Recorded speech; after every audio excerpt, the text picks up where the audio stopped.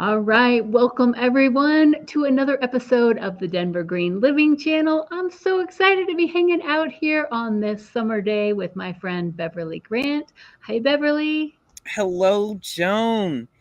And let me tell you all, Joan is just amazing. I've had the privilege of knowing her for many years now. And just when I think I love her, I find out I love her more. You took the words out of my mouth. That's how I was going to introduce you. Well, we're really lucky because Beverly and I have the opportunity.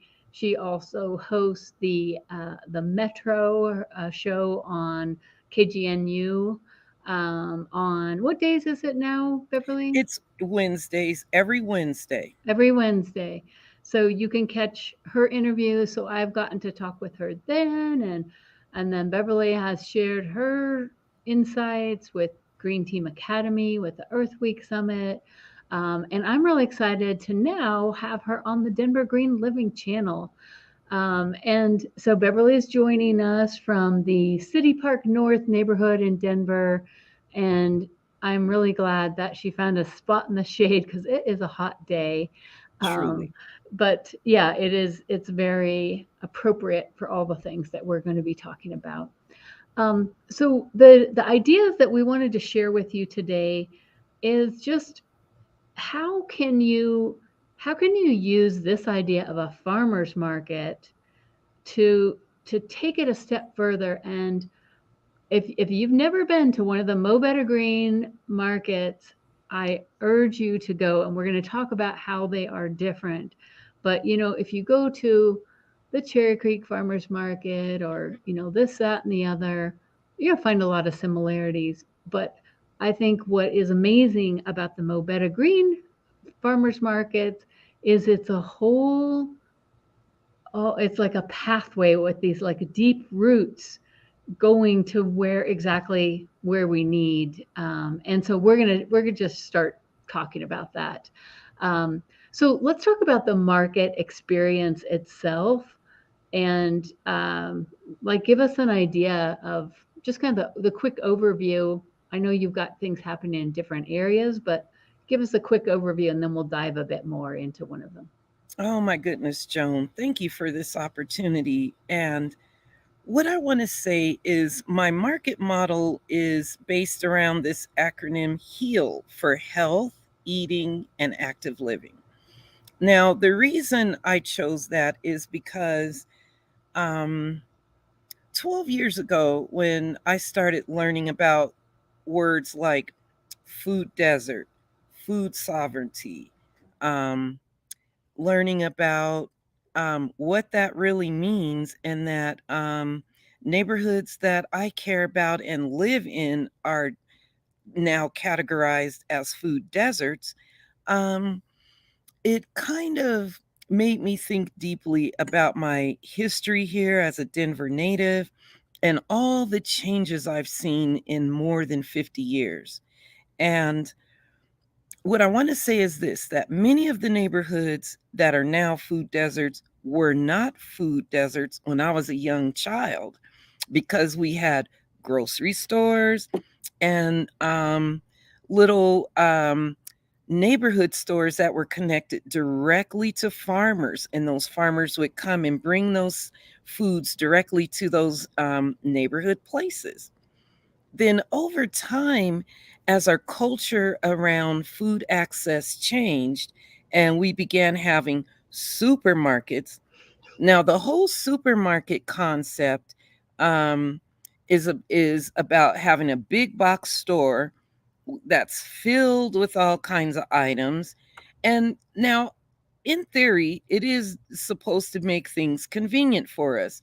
But what has happened is it has changed our food culture, and it has changed, well, pretty much dismantled our relationship to seasonal foods, because everything that we think about is in the store year round. That's kind of not the natural way. All foods have a season of existence. And so in our supermarkets, They just bring in things from anywhere on the planet, literally, to continue to have that inventory available for us when we shop. Now, That's um, awesome. I just wanted to say something about that. I think,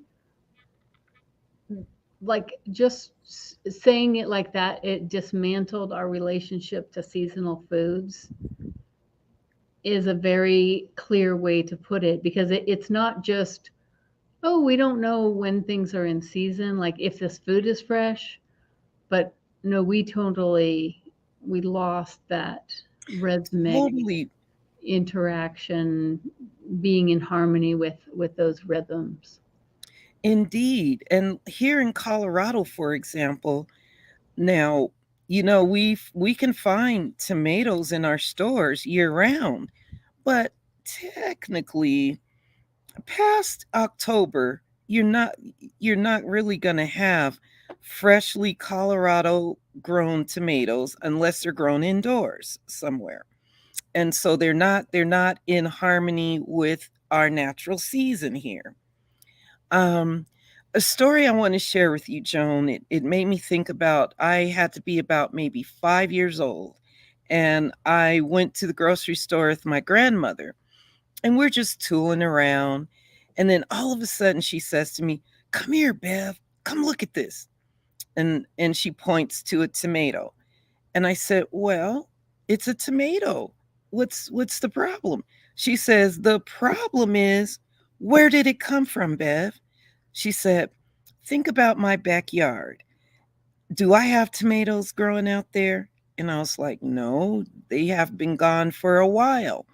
She said, "Exactly." She says, "I don't trust that.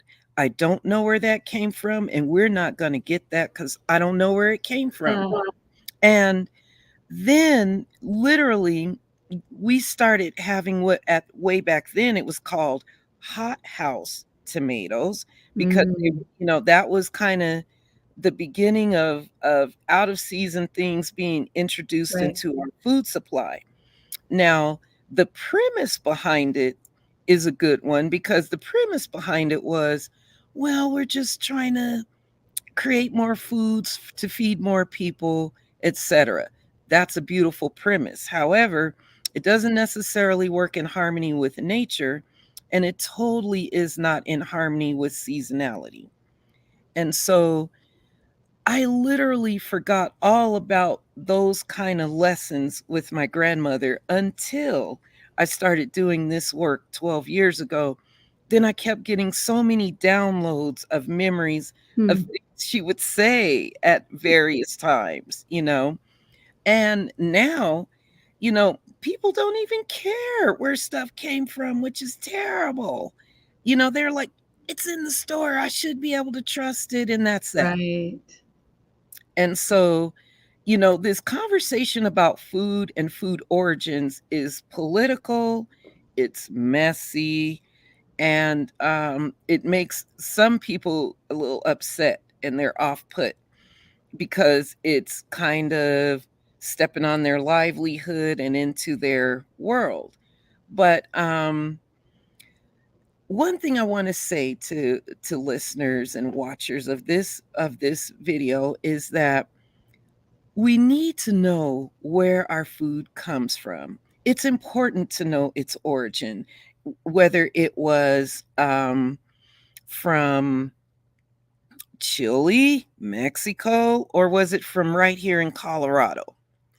And the other thing we have to think about is there's no way for us to really know the integrity of the foods that come from other places because we can't trace that origin. We can't trace it to the farmer that it came from to know that farmer's practices. Is that farmer truly an earth steward that works in harmony with nature, not using products that to create great outcomes that maybe are inorganic, etc. And see, these are the issues that the common Yeah. consumer totally does not consider. And And the other thing I got to add is when we are consuming foods over time that have these inorganic inputs, It lives in those foods that we are eating. Then those inputs are stored in our bodies, and Mm, in time they can become the foundation for a break in our health. And we have a prolific amount of that right now. It's insane how many people are suffering with leaky gut, with um, digestive issues, with on and on and on. right. And Diabetes and heart absolutely, issues and obesity and obesity, yeah, absolutely. And it's it's very much related to the foods they are consuming. It's very much related to um, the people's concept of food. See, a lot of people are not even eating food anymore. They're eating products that right. resemble food. And you know, so that's why I say our whole food culture has really, really changed. We're all about convenience. It's got to be fast, got to be affordable. Now, got to ask you something, Joan. Yes. Now, why do you think imported foods from way across the planet are more affordable than our local foods? Mm. That is a really good question because I have heard people say, I don't go to farmers markets because it's a little more expensive than whatever name. That's a good question. What would you say the answer is? Well, the answer is um, the subsidies. You know, subsidies exist to support our farming industry, right? Mm, Now, let's talk about Colorado for a moment. okay. Colorado is deemed as an export state, which means that this is like how our Colorado Department of Ag explained it to me. So we are an export state, which means the bulk of our agricultural products leave our borders to go to other places. So to offset that, lots of things are brought into Colorado at a subsidized rate, which puts those things under market value. And it kind of creates a false reality of what food cost is Right. because they're subsidized by our government. And two, these subsidies originate right out of our farm bill. See, a lot of people do not understand what the farm bill supports and how it does its supporting. And so when you are going to a local farmers market, you are really supporting farmers that may be right in the geographic area or for Yeah. sure within the borders of Colorado. Now, I think about me when I went, like at the beginning of this farmers market season, bringing in fruits from the western slope of Colorado. Now, of course, there has to be some cost because gas, it has to be driven to Right. Denver, so there's a cost there. They don't get those subsidies to offset these costs. So this is why sometimes people deem local foods as too expensive because they aren't buffered with subsidies. Yeah, I mean, I think it's the most important thing of what you said there is the question, like even more than the answer. Like, why would it be more expensive to to buy something from your neighbor rather than from this corporation that has, shipped it from some other country? So all those different things. So even from a very simplistic view, we can see there's a lot of, like you said, kind of false economies built into that whole picture, and we as taxpayers are paying for We that anyhow. totally So are. And yeah, so maybe we are another oblivious to these facts. yeah, so maybe another time we can talk about the farm bill. That would be interesting. But let's go ahead. Okay, so look at this stuff. This is a cucumber. Yes, I Like, recognize it. And then I just slice them up and I put it in my drink right here, which it looks Mm-hmm. kind of blurry, but that's okay because Looks very does, yummy. yeah.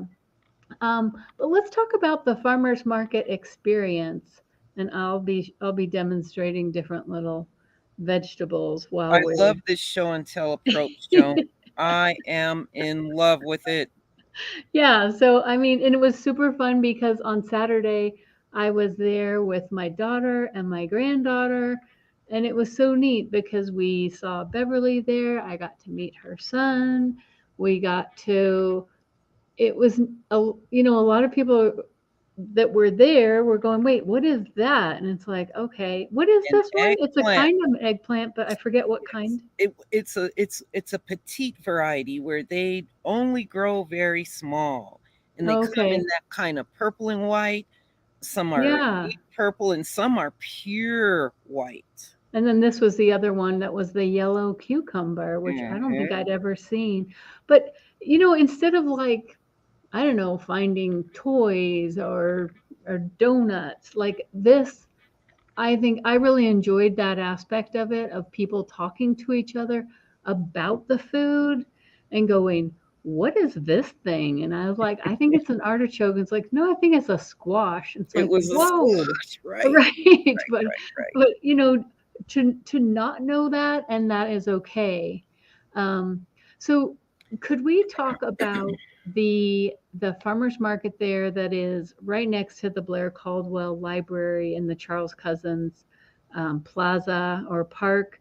Like, what is a typical day there, and what are what's that schedule look like? Because it's nothing like I've ever seen anywhere else. Oh, Joan, thanks for that. It's so fun. Well, the design and the goal behind those Saturday engagements is this: I offer various forms of active living in the form of yoga, tai chi, or line dancing. And all of these offerings are at no cost because I don't want people to, sometimes cost can be a barrier for people to participate. And so I eliminate that barrier by doing fundraising on the off season to support those engagers to come out and be with us. Um, and my premise behind having so much active living is the fact that most of us are not moving enough in our daily living schemes. Exercise falls off the list. It just sometimes can't happen for us. And, exercise, usually there's a little bit of a cost to participate with yoga, tai chi, or something. And I pick those modalities of movement because it's something that you don't have to have a lot of experience in to connect with. It's not very hard or tedious to do, but the result is amazing. And then line dancing is just good old plain old fashioned fun. And you're getting in thousands of steps while you're just doing that.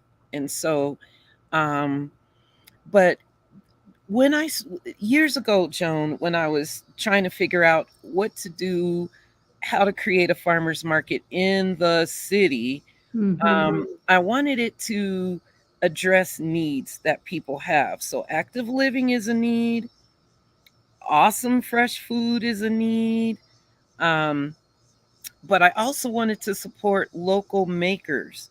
So, people that make hot sauces, jams, jellies, We value picked up added. some of that hot sauce, and that was so cute. Like to have the taste, be able to taste the hot sauce from Flo, right? It Hmm. was hers, and then even our little grandbaby got a little taste of it, and she was okay um, See? with And that too. But yeah, and that making those relationships. indeed. And I seek to do that because then you're really supporting local economy at that point because you're supporting a small or micro business, really. Micro business. And it gives that micro business owner a place that they can show what they've got, they can engage with community, and then the community can meet them. Flo, by the way, is a woman in her 70s, which I was just impressed to be able to find a senior vendor like that, Right. and you would Yeah, never so know that young was and her age. vibrant. Yeah. Exactly. And so that's another niche. I try to seek out, unusual makers and doers. Our jewelry lady, now she's knocking at the door of 70, believe it or not.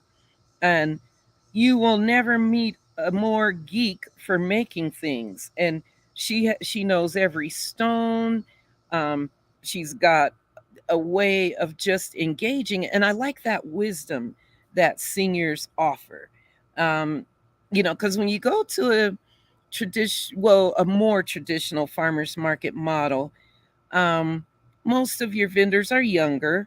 Um, they I want a more family style approach to things. Not to say that they're not doing that, but I'm saying that I am doing that.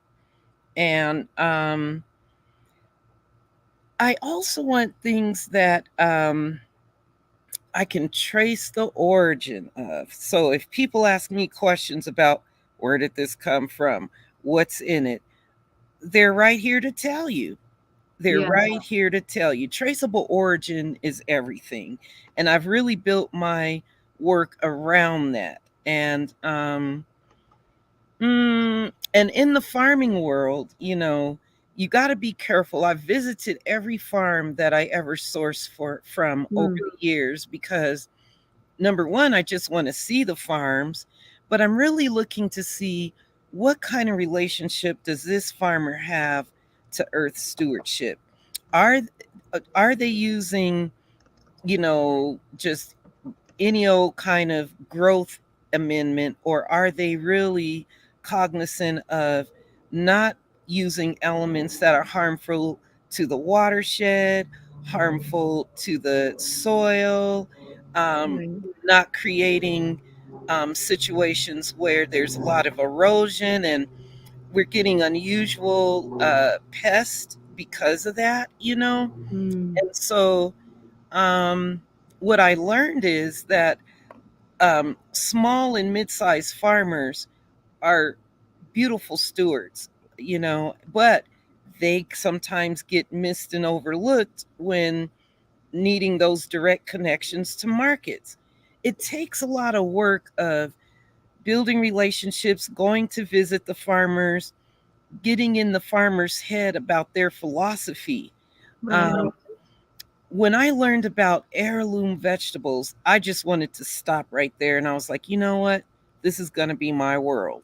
So that's why you see a lot more unusual vegetables you've never seen before, because I seek out farmers that are growing heirlooms. And then that's what we grow as well, our Mm, heirloom varieties. Because like that word implies, it's history. These are right. things that have existed for hundreds of years. It's a part of our, the food history that's you'll never find in the store. Although lately, I would say in the last maybe 10 years, you start to see like heirloom tomatoes or a Yeah, that's few true. kind of Occasionally. products coming into the Yeah, stores, that before would be like, no, it does right. not fit. It's not, you Exactly. know, Hey, so that reminds me, who are the different vendors? So you have your own farm, and then there's a few other places that you tend to get that. Should we mention those real quick? for sure. There's a farm called Common Name Farm, and it's based in Arvada. And Phil Cordelli is the main farmer there. Now, Phil and I have a history that go back many, many years because Phil was the head farmer for Denver Botanic Gardens Chatfield Farm, Hmm. and that's how I met Phil. Then Phil broke off a few years ago and decided to do his own thing. And then Denver Botanic Gardens is another farm that I source from because both Common Name and Denver Botanic Gardens grow heirlooms. That's all I really want to source to the community, because I want that opportunity for them to see, taste, and experience a part of food history that they've never seen before. But also, this factoid, Joan: heirloom foods are anywhere from 4 to 25 times higher in nutrient value. So that really resonated with me when thinking about, I wish to serve people in food desert communities that typically have um, health disparities like diabetes, cardiac, pulmonary, obesity going on. Mhm. And, you know, I want to kind of be a little tipping point in their food reality, meaning I want to gently show you that some of the things you've been consuming are products. And, when once you start tasting farm fresh foods, they always tell me, this does not taste like what I get out of the store. Mm. Exactly right. Because what's in the store, who the heck knows where it came from and how it was grown. And I can't Right. stress that to you all enough. We can take control of our consumption practices by being more mindful of the origins of where the food comes from, and then supporting the foods that we can trace those origins, you know? And, Yeah. to put in a plug for all farmers markets, that's why they exist. So farmers have a way to connect with community, to show them what they've been doing and growing, you know? Right. And it is those connections. And I think that's what I love about your farmers market is it's way more than just the produce that's there. It's the whole experience. And and like you said, like having some from Denver Botanic Gardens or Common Name Farm, local folks, and the makers that are there and the music. And I was there one of the days where I got to do a little bit of tai chi, and this is like hip hop tai chi. This is the music and everything is really intended to be welcoming, Yes, especially for the Black community, for for Latinx. Just everyone. it's for everybody, but it's like you're seeing that the vendors are represented. Like we said, these amazing older Black women that have these products and ideas that I You haven't wouldn't seen see very them much. anywhere else. I haven't. And so, I think that's a really important thing. And that's an interesting fact. If the nutrient density is 4 to 25 times higher, so you buy one heirloom tomato rather than 4 or 5 of these other, so it starts changing the cost equation as well. And if you can factor in all the stuff that happens with your health as well, it's definitely a good investment. So Beverly, as we wrap up, so that the farmers market there at the Charles Cousins Plaza, that's happening most Saturdays other than some of the holidays like Labor Day Totally. Yeah. So, like, to October, or does it go to October? Okay, all right, to October through October. Um, and then you're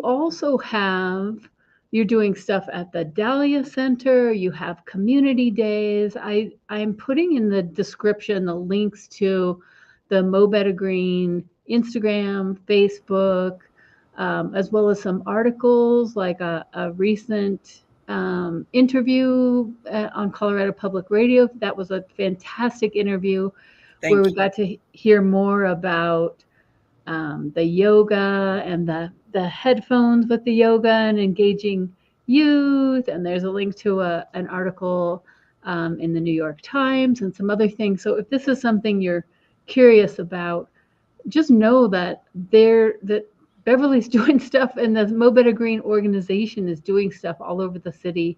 Tell us a little bit about the community days And I've been able to do one of those last year. Hopefully I can get to the next one that's coming up.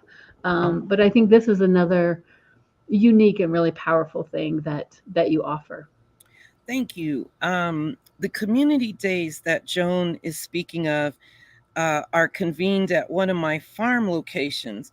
I'm blessed to have 3 separate locations for farming within the city of Denver. I'm farming at the Dahlia campus in the Park Hill neighborhood.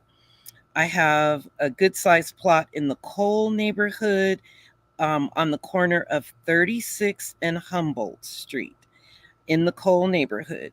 And that location is really where I bring community in, because I want to have a place where they can see some food origins, literally, be able to interact with it.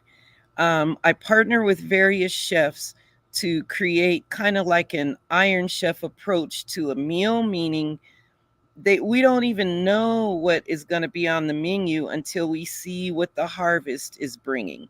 So the meal is driven by what's in the harvest at that particular time. And then also we bring in different guests to talk about um, aspects of wellness. And it's a whole family engagement. So people come with their whole families and just hang out in the farm. I always have music, a meal. Some people come and say, well, I want to work. So we allow that. And if you don't want to work, you don't have to. You can just come and hang out and have fun. But I want to connect people to land, to connect people to the experience of farming in the city. We have a few chickens, so people really get a kick out of that. And I hear so often, I've never seen a chicken for real. And they want to pick them up and hold them. Yeah, that's no problem. You know, just don't chase them around is all Right. I'm asking. Yeah. And so, Yeah, I think that's a really special thing, the community day. And again, it's like I've volunteered at other farms but this is different.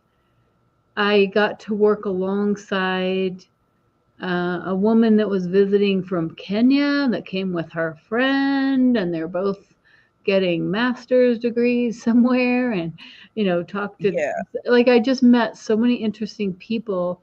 And then to just be in a circle with people on the land and seeing what's growing right now, and and then having the meal, like it's just a very transformative kind of experience. And I think that's just such a contrast to whatever driving through and getting food, which, I mean, I think, I don't know about everybody, but I feel like we're just all guilty of that. Or that's just kind of the way our it's lives our are culture. We've been designed. socialized into these behaviors, Right. So literally there's so many we're hit with commercials all the time for yeah, something. and just when you're out, and the whole, branding and all that stuff that has been designed to kind of lure us in. And so I think in the same way that one heirloom vegetable has 4 to 25 times the nutrient of, a, A conventional. a conventional tomato, I think that spending time at a farmer's market or a community day can also give you 4 to 25 times more value for your time than running through the self-checkout line with whatever was most convenient. And Yes. I think the other thing about your approach is it's not, you're not saying it's not all or nothing. Mm-mm. It's a real sampler kind of thing. Like, how about trying some tai chi for a minute? How about trying line dancing? Try this hot sauce. Check out this jewelry, and ask questions about these interesting vegetables that you're seeing. Yeah, I And the mean, juicing that you do, like, I love that. thank you. Yeah. Everything we're doing with our markets, our engagements, our farm stands, it's all intentional. And the foundational intention is to heighten people's exposure, educate them on something that maybe they didn't know, always share cool, crazy factoids, because I'm a geek for collecting them. Like when sometimes when I'm talking to people about kale, I say, "Did you know kale has more calcium than milk?" And people like, "What?" You know, Right. um, but it's really, really all about connecting people to food origins, to local farmers, and doing it in what I call a triple F style, which is food, folks, fun. Mm. Um, without, building relationships to people of all ages, um, and especially people that you don't typically see in these kind of settings is very inspiring. And I didn't shout out the Dahlia campus. Now, the Dahlia campus, for those of you that do not know, um, it it has a 5,400 square foot greenhouse where production does happen there year round, and it's an aquaponic style of greenhouse, which means tilapia and catfish are grown there, as well as every kind of green you can imagine: kale, chard, collards, um, on and on. And, you know, the Dahlia campus, is becoming a place where food access can happen year round. Then, additional to that, there is a 1 acre in ground farm that I want to shout out Renee Marcoux, who is the lead farmer there. And she definitely is growing heirlooms and a whole host of other um, organic produce.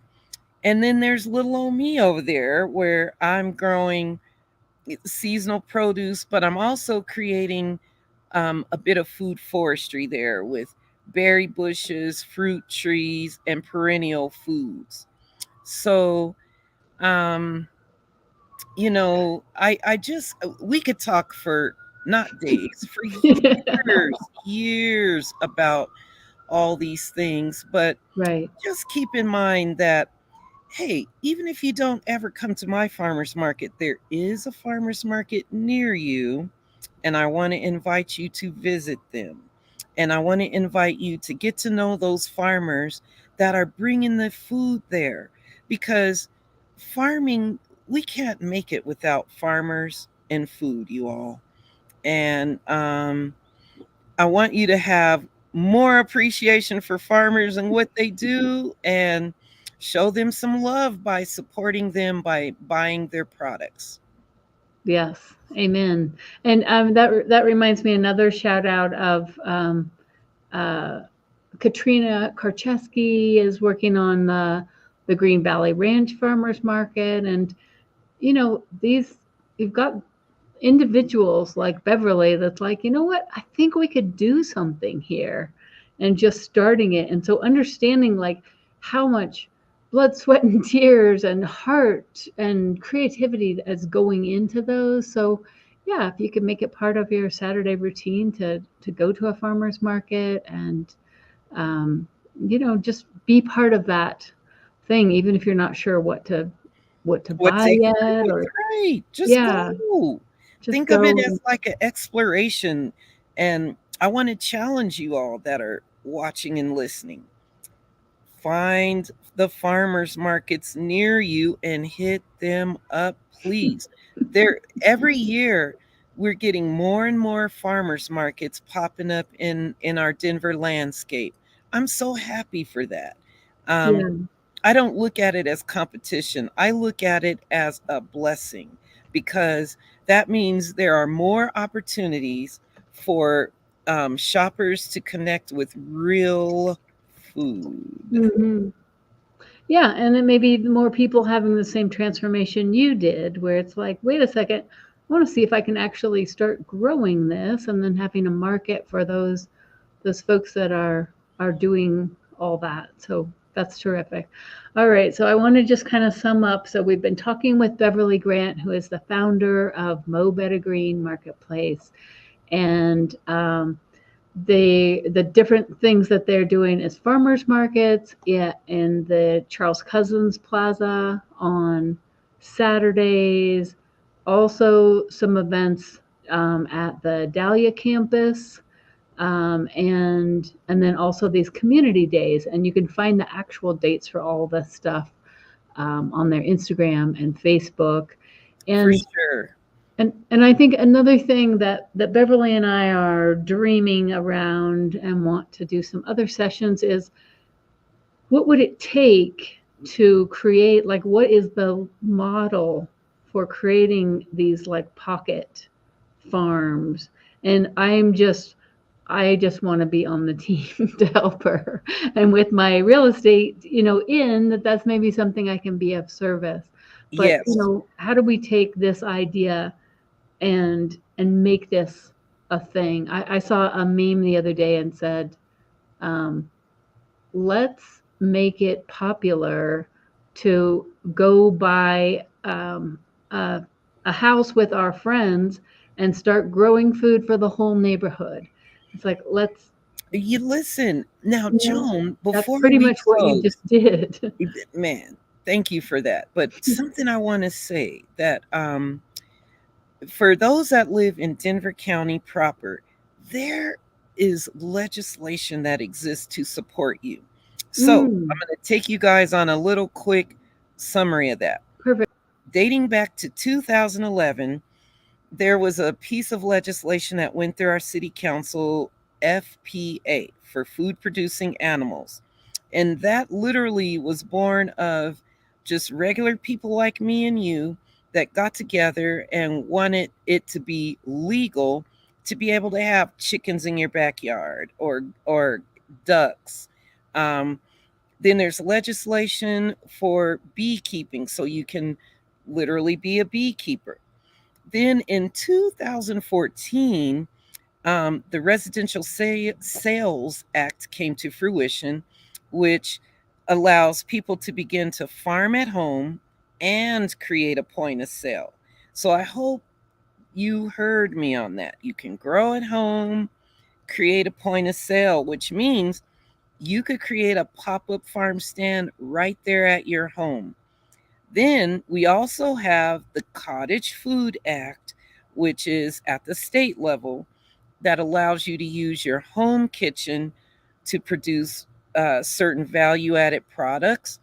So now suddenly there's a whole new definition of home economics because you can grow and sell things right there at home. You can create value added products from the things that you're growing and sell those too.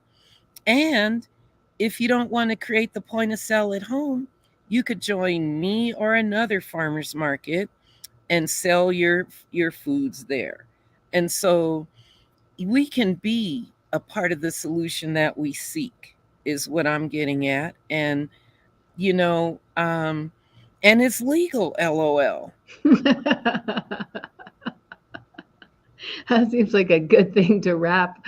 Yeah, I know that when I was walking in this one neighborhood where I lived, like every Sunday, there was a lady that had like a little pop up bakery, and a couple See? blocks over was a pop up floral. She did floral arrangements from things in her garden, and another one Mhm. that did vegetables, and somebody else was doing bicycle repair. And it was like, this is so See, cool. that's exactly what I'm talking about, Joan.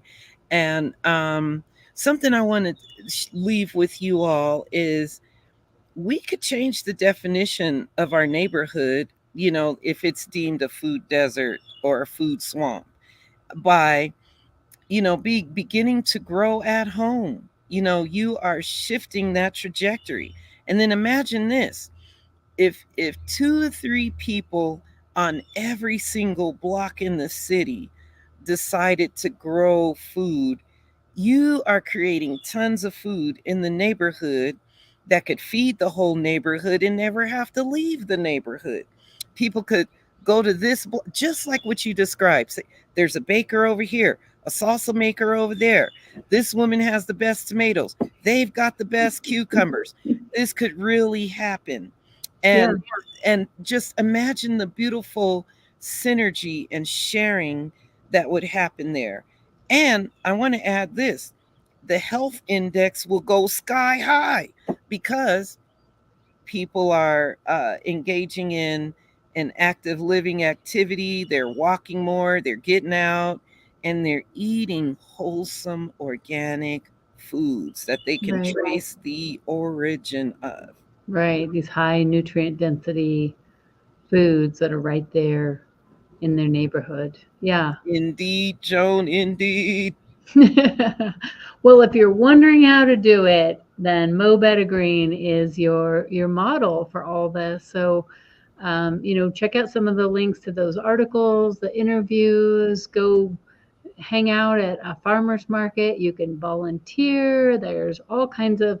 We didn't even touch on the programs that they're doing with youth who have encounters with law, that are doing yoga.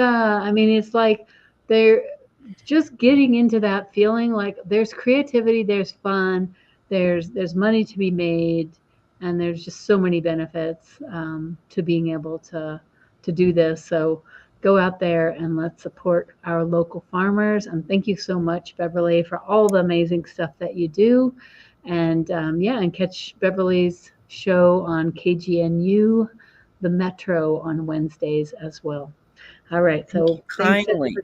for tuning in, and we'll sign out on this one and hope to see you soon in the Mile High City. Thanks, Bev. Bye. Bye.